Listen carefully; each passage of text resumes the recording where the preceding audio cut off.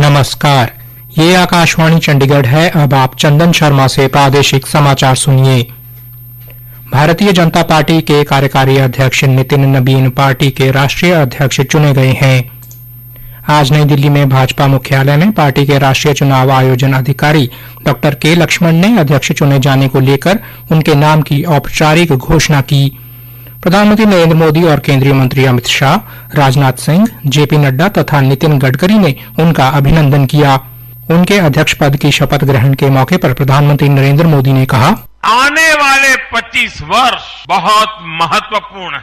ये वो कालखंड है जब विकसित भारत का निर्माण होना है और होना तय है। इस महत्वपूर्ण कालखंड की शुरुआत में हमारे माननीय नितिन नबीन जी बीजेपी की विरासत को आगे बढ़ाएंगे। नितिन जी उस जनरेशन से हैं जिसने भारत में बड़े आर्थिक, सामाजिक और टेक्नोलॉजिकल परिवर्तन होते देखे हैं। वो उस जनरेशन से हैं जिसने बचपन में रेडियो से सूचनाएं पाई और आज एआई के भी एक्टिव यूजर है। केंद्रीय मंत्री जेपी नड्डा ने कहा कि उनके युवा नेतृत्व में पार्टी नई ऊंचाइयां छुएगी।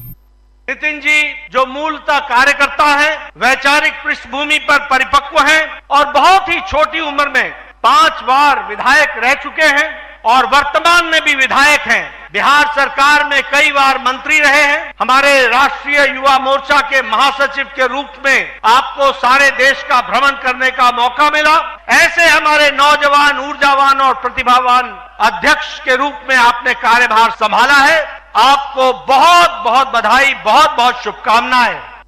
हरियाणा के पुलिस महानिदेशक अजय सिंघल ने कल पंचकूला में डायल 112 के सभागार में एक उच्च स्तरीय समीक्षा बैठक की। बैठक का उद्देश्य आपराधिक गतिविधियों पर प्रभावी नियंत्रण सुनिश्चित करना है।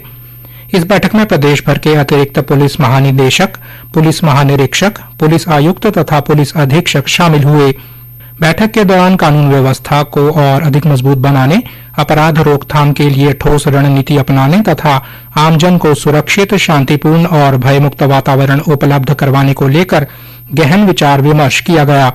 पुलिस महानिदेशक ने स्पष्ट किया कि कानून व्यवस्था को सुदृढ़ बनाए रखना पुलिस की सर्वोच्च प्राथमिकता है और इसके लिए हर स्तर पर प्रभावी व जवाबदेह पुलिसिंग जरूरी है। उन्होंने कहा कि वे शीघ्र ही प्रत्येक कमिश्नरेट, रेंज एवं जिला का दौरा कर वहां कानून व्यवस्था से जुड़े इंतजामों, पुलिस तैनाती और कार्यप्रणाली की प्रत्यक्ष समीक्षा करेंगे।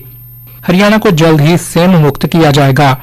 अभी तक सिरसा व फतेहाबाद को सेम मुक्त कर दिया गया है। कृषि एवं कल्याण विभाग हरियाणा के महानिदेशक राज नारायण कौशिक ने बताया कि हरियाणा के अंदर लगभग 6,82,708 एकड़ लवण एवं सेम की दोहरी समस्या से ग्रस्त है।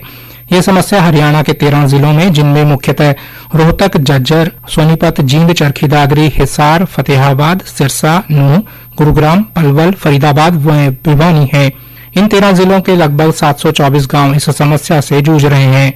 अभी तक 1,54,985 एकड़ क्षेत्र में इस समस्या को सुधारा गया है। महानिदेशक ने बताया कि वर्तमान वर्ष के दौरान हरियाणा के मुख्यमंत्री नायब सिंह सैनी ने 1 लाख एकड़ सेम एवं लवण प्रभावित क्षेत्र को सुधारने का लक्ष्य निर्धारित किया है।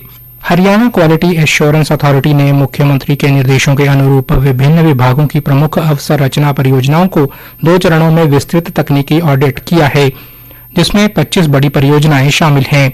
क्वालिटी एश्योरेंस अथॉरिटी के अध्यक्ष राजीव अरोड़ा ने बताया कि ये ऑडिट डिजाइन, विस्तृत परियोजना रिपोर्ट, डीपीआर के प्रावधानों का अनुपालन, निर्माण गुणवत्ता, अनुबंध प्रबंधन, सुरक्षा पहलू तथा दीर्घकालिक स्थिरता पर केंद्रित रहा।